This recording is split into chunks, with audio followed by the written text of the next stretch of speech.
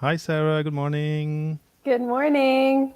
Welcome here on the Papa PhD channel. Oh, thank you for having me. I'm super excited to chat this morning. Me too. Super happy to have you here. I told you why a little bit before in the green room, like they say. But I'm really, really happy to be here with you to talk about your journey, which I'll share in a minute, includes a PhD, but has for me is a very particular and very rich journey into science communication. Uh, and anyway, I'm really, really eager to let you share how you got to where you are, what led you to go into science communication, and what it looks like to have made it your like full-time job and to make it a professional endeavor versus which often happens and or often it starts like that versus just being something on the side. So and I also know that you have a small child, little Noah, that if people follow you on Instagram, they know him. So thank you for taking this time away from him to be with me here on Papa PhD today. Of course. I'm excited to talk everything. Because I mean, I was saying this to you earlier. It's such a niche area, and it's an area that not a lot of people know exists or don't really know how to navigate their way into it. And so that's what I'm an open book. I'm here to share everything I've done, everything I know, and everything that I'm honestly still learning about it. Mm-hmm. Thank you for that. And because I know, and I've talked with students these last few months. Well, during COVID, it was difficult, but later on, I've been in person in these last few months in person events, and science communication is something that has a lot of them curious, and so I really really think a conversation like this can help a lot of people understand, Mm-hmm. what it is, and how it can become something more than just an extra, and what's a side? What's the term? A side hustle? A side hustle, yeah. Yeah. And because I imagine people out there might even think, okay, it's not for me, or uh, I can't go. How am I going to grow enough to appear on TV and things like that, which I know you have done. So, Sarah, how this goes? This is kind of a behind the scenes thing where we are now live. We're live on the different platforms: YouTube, LinkedIn, Facebook, and even on Twitter if people are there. Um, on Twitter, please come on one of the other platforms where you can send us a comment, because then I'll be able to see them here, pop them up on the screen, and have me and Sarah address them. It's if you're there, and also if you're watching now, and you can tell us the sound is fine, the video is fine. That's also very appreciated every time. But Sarah, I was saying it's a behind the scenes thing. So in a few seconds, I'll pause. I'll kind of start the actual interview, Hmm. and then I'll give your bio, and then we'll start from Okay. there. Sounds good. All right. Welcome to this new episode of Papa PhD. Today, I have the great pleasure of having with me Sarah Habibi. Dr. Sarah Habibi is a molecular biologist, educator, and digital content creator, and is the founder of the brand Science Bae. Sarah uses the power of social media to promote experimentation in STEAM and enhance student learning through her popular page Science Bae on Instagram and TikTok. Sarah uses her 4+ years of teaching and curriculum development experience, Bachelor of Education degree, PhD in molecular biology, and Ontario Certified Teacher designation to make her teaching educational, accessible, and engaging. Welcome to Papa PhD, Sarah. Thank you for having me. I'm really excited to be here. Me too. I'm super happy to have you here. Apart from everything else, just like your journey, like I was telling you before, this is like the week of 3 years of Papa PhD. So it's very special to me to have you, someone I've followed on mainly on Instagram for a while, and to have you here today is really special to me too. Yeah, I'm excited to celebrate this 3-year mark. Yeah, no, it's a big milestone, and I'm already thinking on how to make season 4 different and better. But that's how, I guess, how it is. When you're a content creator, you always want to give better and better to your listeners or Yeah. to your followers. So I'm in that kind of space now. Yep. Yeah. So Sarah, I really quickly presented you, very in a very short bio, which shows people what your interests are, where you're putting your energy. But if I asked you to add one thing to that list of things that I mentioned, so people know better who Sarah Habibi is, what would that thing be? I think that one thing would probably be, I mean, it's more like two things, but aside from being a scientist for how many years, I'm still a scientist and a content creator on social media and all the science and stuff that I do at home. I'm a big lover of like the outdoors and the wilderness. I grew up camping every single summer. It's something that it's a tradition I brought to my family. And so, I love camping, and that's my peaceful place. In addition to that, another thing that I love to do that I don't really put out there as much is yoga. I am a certified yoga instructor. I haven't taught now since I had Noah. I've been on a little bit of a leave, but I'm excited to go back into that. It's like good for your mind, your body, your soul, like everything. I sound so cliche right now, but that's like something I don't share as much, but like I'm super outdoorsy and I love my yoga. And so that's what I do on my, the little bit of downtime, I guess, that I get. Yeah. And I saw a post from you really not long ago, and it looks like when you were like younger, I don't know if teenager, because I didn't go that deep exploring, but that you were a skater. Is that true? Yeah. So I think I might have miscommunicated. So I was a skater, but like skateboard, not skater as in roller skate.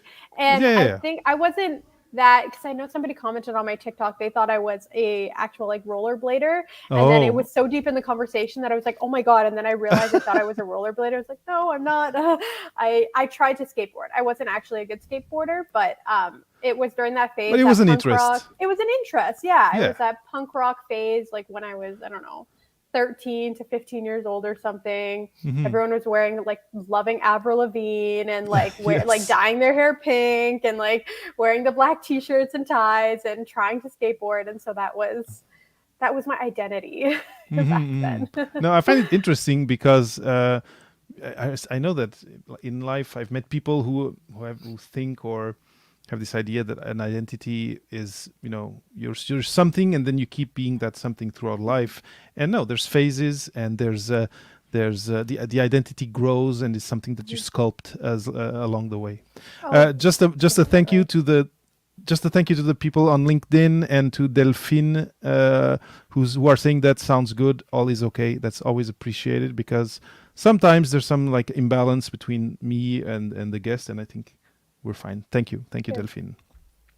But yeah, so apart from that, so camping, so nature and yoga. So it feels to me that you're someone who would be into like meditation, mindfulness, anyway, things like that. Because nature, to me, yoga, it makes me think of that space of introspection in a way.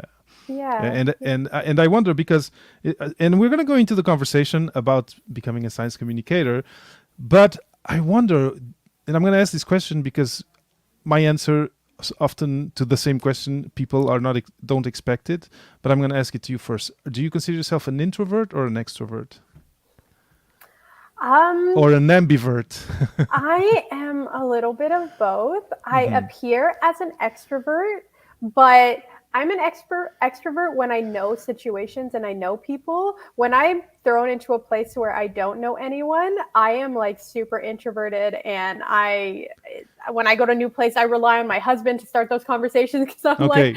I'm like to myself. I'll like look at my phone because I'm just so awkward and introverted in that way. But how I appear on social media is like very extroverted. But I think it's because it's a safe space for me and I'm comfortable. I know it. And when I'm around people, I know I'm really good at putting myself out there. But Hmm. yeah, so I'm a little bit of both, I would say. It's interesting. My answer would be similar to yours. I'm more on the introverted side, but I think why I think this question is interesting to our conversation today is because people often will say, "Oh, I'm an introvert. Science communication is not for me." Hmm. And what you just said of finding, learning a way to do your science communication, finding a safe space, I Hmm. think opens up this activity to anyone, introvert, extrovert, or whichever. Would Yeah. you agree? Oh yeah. Oh totally. Because I mean when I'm doing the stuff at home, when I'm doing my content, it's just me. It's me and the camera, and so I can turn it on, I can do it. Even when I go out to events or I'm talking in person, um it's still different. It's almost like you're like on a show, or you have to do this like, 15-minute, hour long, 5-minute segment, and it's like you turn Mm-hmm. it on and you do it, but then when I'm off the camera or off of the event, then it's like my introvertedness comes back, and I was like, oh, I have to talk to people, and it's weird. It's really interesting, but yeah. Mm-hmm. So, would you say that it's kind of a learned ability, a learned skill to kind of move into this space of I can act extroverted, and then when it's needed, and then fall back into your natural way of being when those skills are not needed. Do you Of look and you course. learn it and strengthen that? Oh yeah, oh yeah. It's definitely something that you can learn. And I mean, I look at things that I did when I first started, and I almost cringe when I look at them. It's your growth as like every time you do an appearance, or every time you do an activity, or anything, like any piece of content that you create, you're always learning, you're getting better. And so it's definitely a learned skill that you will achieve over time. Hmm. But that's not to say that when you first start, you're not going to do amazing. You are. It's just you're going to grow into yourself, and you're going to grow into your voice, and what you feel comfortable doing and not doing. And yeah, that's really the beauty of it, because you don't have to be, like you said, you don't have to be an extrovert to Hmm. be able to do science communication. You can be like, I know people who are super introverted and they don't even have their face behind their science communication. They have like thousands, tens of thousands of followers, because Hmm. that's what works for them, and their Yeah. audience loves it, and they connect with an audience that is you know in a similar area. Yeah, so it's interesting because one thing that I think happens is people, when they start thinking of doing something like this, they compare themselves to what they like or to what Mm-hmm. they follow. And it's okay to know what's around, but I think comparison is often a trap because you can be looking at someone who's been doing it for 10 years. You can be looking at someone who's had training or who has a team. There's so much that's hidden then, compared to that like movie that or that you're watching. Mm-hmm. And I really like that you say what you just said, that you can do you, basically do you. Mm-hmm. And there's people out there who like the flavor of what you do, of Mm-hmm. what you do. Mm-hmm. So I think it's a point. It's funny, I hadn't thought of talking about this, but I think it can be one big blocker for people wanting to launch themselves into science communication. And I think after what you said, I think anyone, introverted or not, can allow themselves to do them. Do Oh you, yeah. and then start to do one thing, do two things. You'll get better. You'll grow into it, like you said. I agree. Mm-hmm, mm-hmm. And I mean, social media doesn't really help with the whole comparison factor, because there's the likes, there's the views, there's the follower count, and you don't know like how long they've been doing this, how many of their followers are, authentic followers versus Hmm. not, or like is their content even reaching an audience? Because Instagram has weird things with their algorithms. And so sometimes you're not able to reach like the large audience that you're hoping. And so when you start looking at the numbers, then you can really go down into like a dark hole of like comparison. And I mean, I still even do it sometimes, but I'm growing to see the bigger picture, and that it's not about like a week or even a year of content and numbers. It's about like that long-term goal. What's your long-term goal? What are you trying to achieve in like 5-10 years from now? Not this week. It's okay if your one post doesn't do well. What can you learn from it? And so that's but yeah, that comparison factor is really tough to navigate on social media. Yeah. So don't look at numbers, at least for the first couple of years. Oh yeah, no. So Sarah, now going back to after talking about this, which I think is an important thing, going back to your journey. Even your academic journey is kind of varied. You know, you have a bachelor's in education, and you followed actually training and certification in education, and then I'm not sure on the temporality of it, but then you get a PhD in molecular biology. I'm really curious on how that transpired and what brought you to want to do a PhD. Yeah, I mean, well, starting back to when I entered university, the program that I was enrolled in was called concurrent education.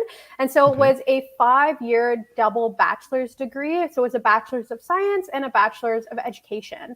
And so I went into that, and essentially you did your first 4 years, which was a bachelor of science. And I had some education courses mixed into that every year.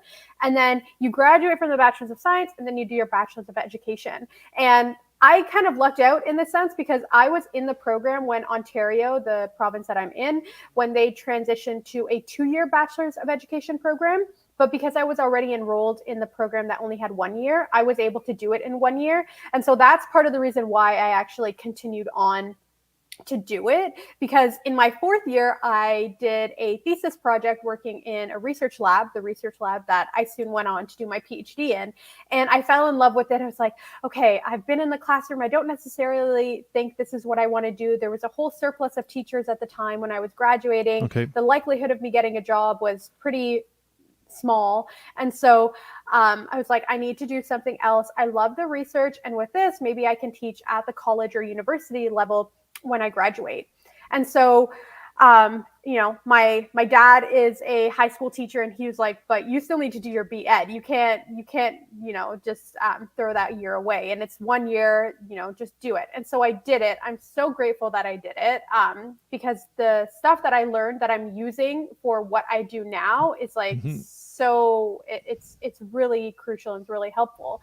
And so I did that, and then I went straight into a master's degree. I knew I wanted to do a PhD. And so at my university, after 1 year of master's, if you had significant progress in your project, and if you had, they saw that your project could be turned into a 4-year PhD, then you could go through and you could do a PhD candidacy exam, apply to transition into your PhD. And so after 1 year of master's, I transferred into my PhD directly. I knew I wanted to do a PhD from day one. My supervisor knew I wanted to. And me, I'm always thinking about time. And so I'm like, I need to do this in the most efficient time possible. And so, of course, the experience is something in itself. But I'm like, I don't want this to drag out, like 5, 6, 7 years, because that just doesn't work with my life planning. And so I transitioned right in, and I was fortunate. I was put on a project where there was a lot of like novelty in it, and there was a lot of area for me to publish results and like go to conferences and all of that. And I was very motivated to do that. And so, yeah, I did my PhD and then graduated, and here we are now. I graduated and I didn't go into academia. I tried for a little bit, but life kind of hit me in a different way. And I think we're going to get into that probably in a little bit. But that was my academic journey, at least, to get to where I am now. And I graduated my PhD I defended at the end of 2020. Okay, so in within the COVID Yeah. time I frame. took COVID happened at probably, I know people are gonna hate me for saying this, but it happened at a really good time for me, I guess. I was at a point in my research where I could wrap up, but there was still the chance to maybe do more experiments. But Hmm. because COVID happened and I wasn't allowed in the lab, I took that chance to write my final paper, write my final dissertation, and like I just gave it to my supervisor that summer of 2020. I was And like, be done hey, with it. I'm done. I want to Done. defend. I want to graduate. And he's like, but what about this, and this? And I'm like, well, Mm, there's not really an opportunity to do that. My thesis is completely done. My committee's on board. So let's do it. And so I really pushed for that. And mhm. thankfully it worked out. It worked out. Yeah. Yeah. So you said something really, really that for me is really, really important, and that when you're in graduate school, it's not a message that you get, from the environment, from your yeah, I'm generalizing, of course. Different supervisors might actually tell you your life plans are important, but I don't think it's a widespread thing. And you seem to be self-driven in having some sort of blueprint of what you wanted to happen in your Hmm. life in the Hmm. next 5, 6, I don't know, Yeah. x years. Can you talk a little bit about that? Maybe why you wanted, why you had this blueprint, and why you didn't want to fall out of this time frame that you had set for yourself, Hmm. and how it made it how it made you take these decisions of, okay, you know what, I'm going to finish now and I'm going to close this chapter and go to the next one. Hmm. Because I think a lot of people are kind of buffeted left and right by external demands and the difficulties that you get, and everyone does in the PhD, and they can Hmm. maybe end up extending it, etc., etc. Hmm. And I think that having coming in with a plan is a much, much better approach. And I'm not saying that I did that, but Yeah, I mean, I've always been a planner. Ask my parents. I've always, and they've always tried to teach me, things won't always necessarily go as planned, and you have to be able to pivot. And I totally agree with that. But I also, when I was going into my PhD, I knew the time commitment it was going to take. At the time, I was in a very serious relationship. I knew that we were going to get married at some point during my PhD. okay. Um, and I knew that, part of my own life planning was I wanted to start a family. And doing what I was doing, going into a 4-year PhD that had potential to maybe be extended, that wasn't really an option for me because, like a lot of women or other people in academia who want to start families, you're looking at your academic clock of like getting your academics done, but you're also looking at your biological clock. And for me, Mm-hmm. I really wanted to have a child before I was 30. And I know so many people having children after 30, and that's completely fine. There's like so much, there's so much research and technology out there to support that. But personally, I wanted to have one before I was 30. And so that being said, I was like, well, if I start my PhD at this time, I'm going to be 28 when I graduate. Then I Yeah. need to move in. And so that was a big driver for me. And because I had that timeline in my head, I was very I was very efficient with my time during my PhD. Like there were days and if my experiments were going well, I did a lot of testing in frog eggs. That was like the Okay. primary that's how I got the majority of like my results.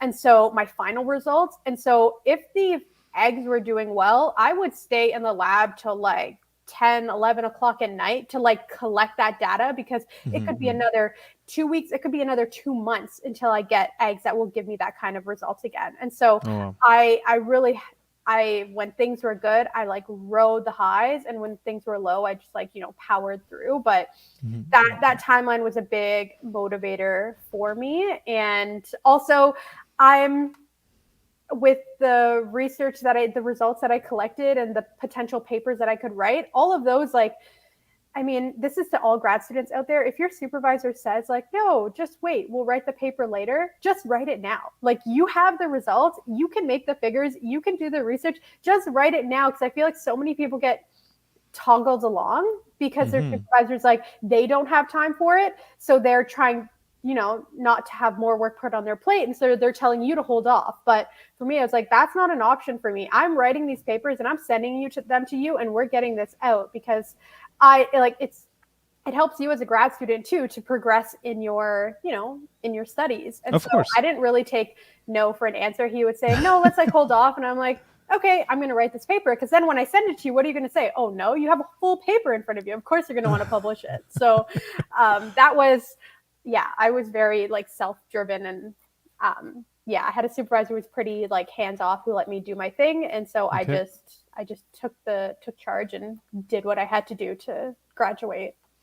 I really love that because it's counterintuitive. You get into a PhD, depending also on whether you're a first generation going into a PhD and not Mm-hmm. having anyone tell you show you the ropes, Mm-hmm. and depending on your approach to authority also, you Mm-hmm. know saying no to your supervisors no can be hard for some Mm-hmm. people. But I think what you did a really good job making a case of, hey, don't listen to that, and Mm-hmm. write what you have if you Yeah. have something to write, Yeah. because you're gonna move you're gonna move your project forward, and it's a question of efficiency. You now is the moment you're ready to write it. You've just had Mm-hmm. the data. And then anyway, I really Yeah. think and agree with that. It's a loss of time and of opportunity to wait.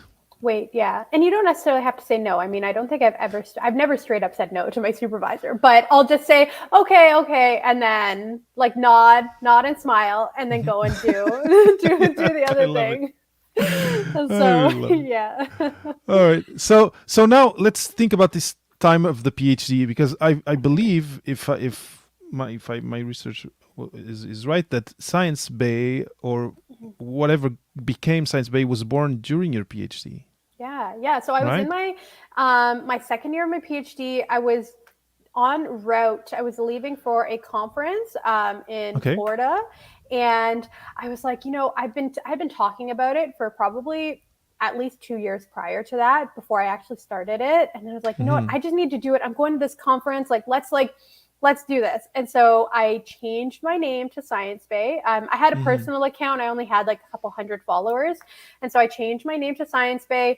I started now publishing content of, what I do in the lab, and different, explaining the science behind, say, like an agarose gel, or what's Yep. DNA, and little Mm-hmm. things like that. And soon, when I started doing that, I started seeing a few other people in the area, or in the same niche, in the same community, who were doing the same thing. And they were calling it science communication. And Mm-hmm. I didn't even know the term science communication before I started doing it, until I started doing it and I saw there's a whole community of people communicating science on social media. And so I connected with them, I started following them, and seeing, that's kind of how it stemmed. And then over time, as I started incorporating more personal stuff in there, as I got married during my PhD. And then I focused on my research. And as I started publishing, I started sharing that. And then with grants, I started sharing that. And then once I graduated, my whole PhD defense, I was sharing that. But then Mm-hmm. something that I feel the need to say here, and it's something you had actually touched on at the beginning, that you're not just going, your likes and interests aren't just going to stay stagnant, or it's not going to be linear. You're going to have a lot of changes in your Mm-hmm. own journey. And that's something that I realized when I was graduating my PhD, that I had built my page on the basis of doing grad school. But grad school, it's such a short period of your life. And Right. yes, a lot of people may treat it as it is a personal blog. But I was getting to the point where I'm like, this isn't a personal blog for me anymore. This is something, I see that this could be something else. And so I had to not almost, I had to pivot and figure out, how can I now transition this into something that has, you know, I can do it long term, and it'll Mm-hmm. follow my life long term, because I'm not working in a research lab anymore. Mm-hmm. Like Mm-hmm. that door is closing. And so what's the next progression? And so you know, I I did a lot of back and forth in my head when I was graduating because I was applying for academic jobs. And I Hmm. said to myself, okay, if I get this, I got, I got to the final round of interviews for a tenure track position at a university in Toronto. Oh And wow. it was like a dream position. It was doing science communication research. It was Oh wow. teaching like in their biology department. It was a huge thing. I was like, this is it. This is my calling. This is what I'm going to do. Like, I had such a good connection with them. Everything was great. I thought I was going to get the job. And then, like, as the days went on after that final interview, final 2-day interview, these tenure track interviews are like crazy long. I started to realize like, okay, this is taking a little long. Like, I don't think I got the job. And that Hmm. was the point where I felt a little defeated because I had been applying for so many jobs and nothing was working. And I kept saying, if I get this job, I'm going to stop my social media. I'm going to Dedicate deactivate the yourself. account. I'm going to dedicate myself to academics. And it wasn't happening. I wasn't getting a job. And so it's like, darn, like, so maybe Hmm. the social media thing is a thing. Maybe there's potential there. And so that's when I decided. I had also found out I was pregnant. And I was like, well, now nobody's going to want to hire me if they find out I'm pregnant. So I I was like, let's pivot. Let's do science. Let's do science communication on social media full time. And that's when, honestly, things just started happening. Like, Hmm.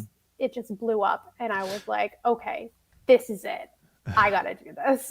So what's interesting to me in what you just told, and I, now having done Papa PhD for 3 years and having seen studies on outcomes, like professional outcomes for PhDs, I have this number of like 15-20% of people who get tenure track positions after the PhD, and then the other 80%, maybe 30 of those have academia adjacent, other positions in university, and then 50% completely do something else. And Mm-hmm. now, and I think people don't know this when they get into a PhD. It's not something that's, at least that I've seen, being shared profusely to first year PhD researchers. Mm-hmm. But how can I say, what you tell, the story you're telling kind of represents that, which is, even if Yeah. you're a great candidate, and then you got to the end of this grueling, long interview process, and it fizzled out in a way. Mm-hmm. Mm-hmm. And but this is, you're really the embodiment of something that I'm trying to, whenever I have these conversations with students, or when I'm writing something for them, or which is doing something like what you did, which was create Science Bae and grow it and nurture it throughout your PhD, opened another door for you when that door closed. Exactly. Exactly. You couldn't have said it better. And and one thing I know is always on people's mind is time management. Mm-hmm. And but it seems to me that Science Bay grew, like it was a stepwise growth. You started small, you were like you said, and it's funny, you brought me back to my lab years. Agros gels, what is it? How blah blah blah? How does it work, etc. And I imagine you were with your phone filming these things and putting them. We're talking about Instagram, right? Yeah. Instagram. Yeah. Instagram already, yeah. But okay, one thing I'd like to know, and you kind of breezed, or you went straight through it, was what brought you to, what was the day, because you said you were on this trip for a conference and said, okay, Mm-hmm. today I'm starting it. Mm-hmm. But what was the process before? When was this idea born of, I need to do this thing, which is kind of making a video journal Mm-hmm. ish of what I do in the lab? Yeah, honestly, it was. I think I had posted. I was doing a PCR cleanup, and there's lots of pipetting, and I Hmm. just put my phone out and I recorded it, and I posted it on my personal page, like maybe I don't know, a year or maybe 6 months or something before I started my Instagram account. And I was like, this is what I do all day, because people would ask, what do you do as a PhD? Like, is it a Hmm. job? Like, what are you actually doing? And so I Is it posted a this job? video. It's like, a lot of the time I'm pipetting like small amounts of liquid into another, microcentrifuge tube with very small amounts of clear liquid in it. And so I posted that video and people were like, oh, cool. Like that's, it's cool. That's what you do. And then it's like, oh, maybe I should start like sharing this so people stop asking, what do I do all the time? What am I doing in the lab? And that's really where it stemmed from. Now, what made me take the plunge to actually start the account, I know my husband's all like, he's an all or nothing, not all or nothing type of guy, but he's like, just do it. Like, who cares? Just try, just do it. And I'm like, I was like, no, but what about this? And so I'd kept talking about it. He's like, just do it. Just change your name. And I think I changed it and he had to click like set or like save because I was like, I can't do it. I can't do it. That's fun. And and that's really where it all came from. I had no idea what I was doing. I had no idea that what it would turn into. And I mean, yeah, followers have like grown. And since I graduated my PhD, like my follower growth, it primarily happened while I was in grad school. And then after I finished, like that's when I've now kind of been stable on Instagram. TikTok is still doing well, like in terms of growth. But for me, I don't really focus so much on the numbers anymore because the numbers on Instagram, like that doesn't matter as much. If you're able to turn it into a business and actually monetize it, that's how I'm kind of like gauging success, not so much like the numbers. And so, I mean, I kind of pivoted there, but felt like it. No, it's fine. I don't know. It's fine. And it's, I think it's the right moment to do that because, the theme, the subject today was how to make a full-time job out of science communication. I'm just going to tell the people watching and listening that those of you who have kids, that Sarah has surprise for you. So if you keep listening, she will share something cool that she has for you. Actually, let me look here. Yeah, it's I'm not going to say what it is. I'm going to let her say later on. Plus, she has a book coming up. We'll talk about that later. But I think the pivot to how to monetize and how to make it a professional endeavor, I think it's the right moment for it because for you, so like I was saying, you finished your PhD, the academic job didn't materialize, and somehow you had created already such a corpus of content that you could just turn to that and say, okay, this might be my professional journey. It might be based on what I did throughout these years. But so this is a thought, this is a reflection. But yeah, how was it that you navigated this new space of like making it a business, being in contact with corporate partners or sponsors, because it's really far departed from academia, right? It's miles away in terms of where the different tribes live and I don't know, and the talk and get information and etc. But also it's a different lingo, it's a different skill set. Can you talk a little bit about how when you said, okay, this didn't work, I'm going to deal with that, and we didn't talk about that, about dealing with the emotion or the now the term is not coming to me in English, but the kind of sadness of I wanted to be a professor and it's not happening. I think a lot of us deal with that eventually. I wanted to be a professor when I started my PhD. It also did not happen.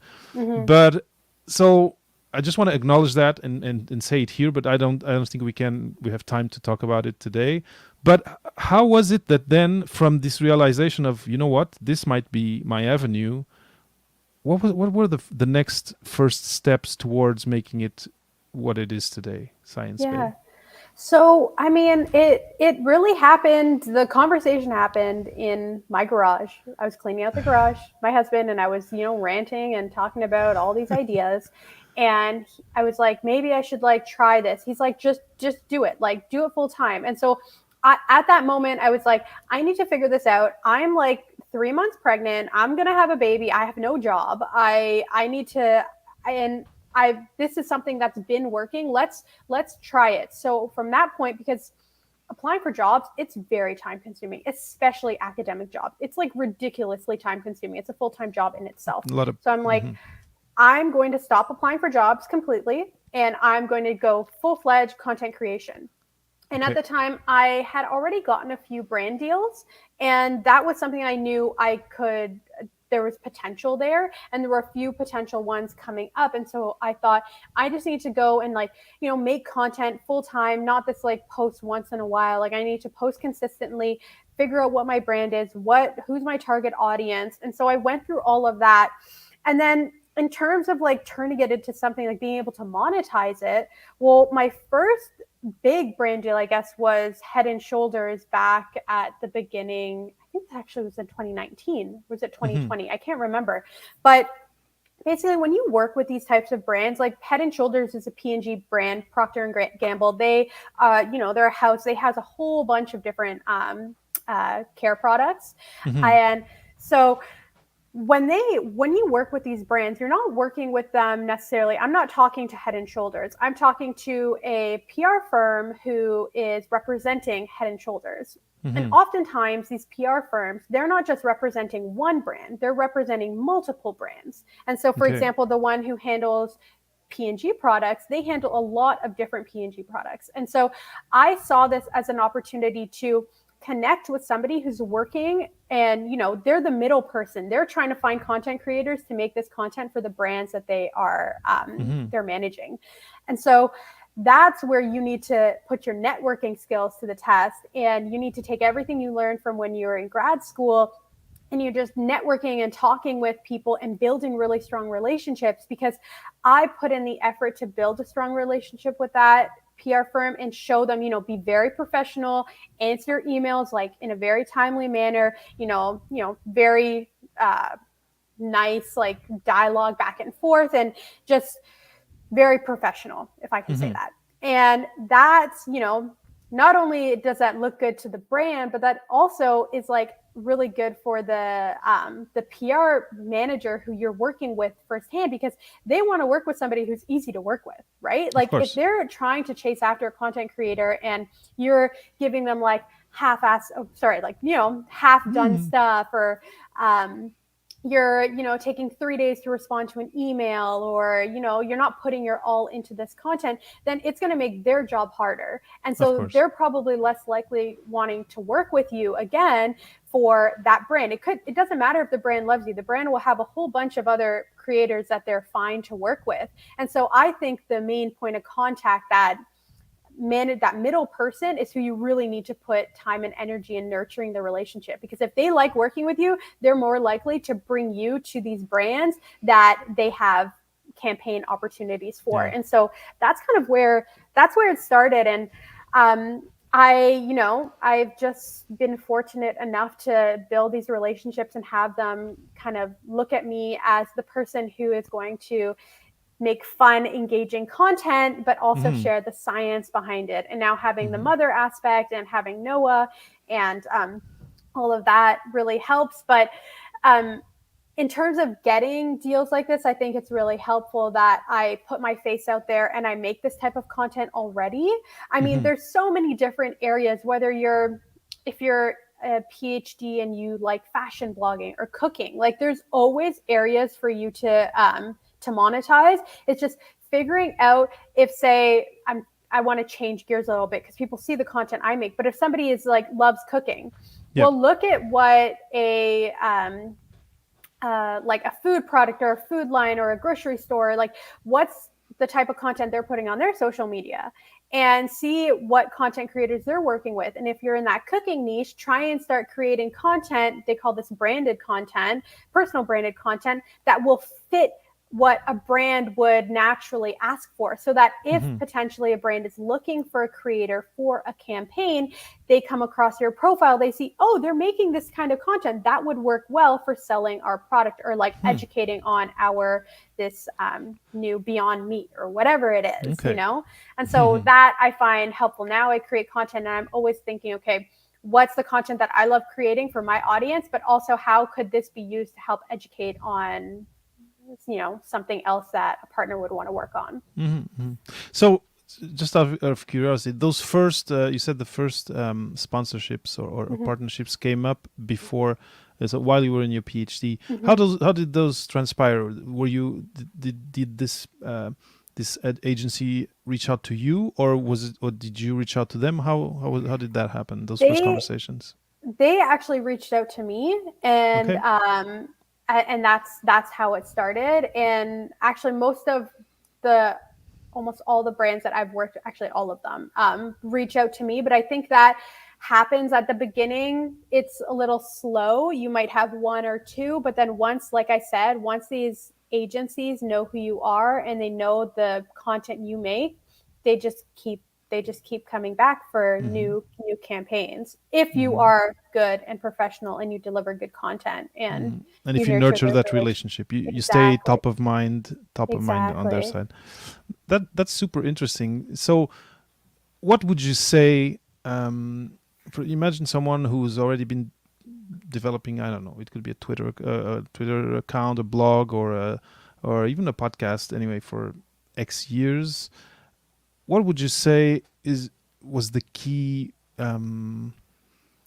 reason is the first word that comes to me, but the key element of what you were doing as content, what you were putting out there, that attracted those first eyes, of those agencies onto your channel and onto what you were doing? I'm just thinking of what advice we might share with the people watching and listening on how to. And you already talked about the step after, nurture these relationships, be professional, but how do you get seen? Get them. Yeah. Yeah. Well, and I think consistency might be one of them.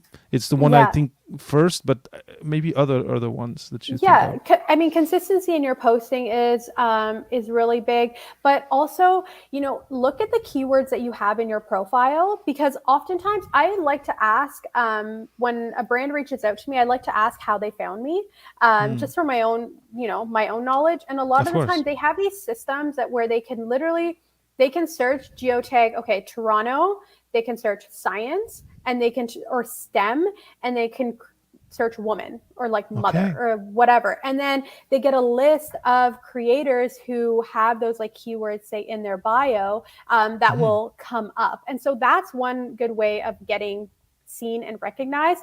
Always geotag on your posts. So when you're posting on Instagram, tag, if you're in Toronto, Ontario, if you're in Canada, the US, wherever, just tag where you are, because that also helps to bring visibility to your page. But also just, I think putting yourself out there and being on camera and making really nice content that a brand could easily see their content fit into it, or their messaging fit into it, that will also help. Because if you are going to be pitching brands or pitching PR firms, which a lot of people do, and you will find a lot of success in that, you need to show them that you're actually capable of getting their message across. And so whether you take really beautiful pictures, or you make really beautiful highlight reels, or educational videos, consistently put that content out there, so it's really easy for a brand to see that they can work with you, or how that relationship would work. And so I put educational videos out there. And so a lot of the partnerships that I do are educational in nature, and that, I think that aspect helps.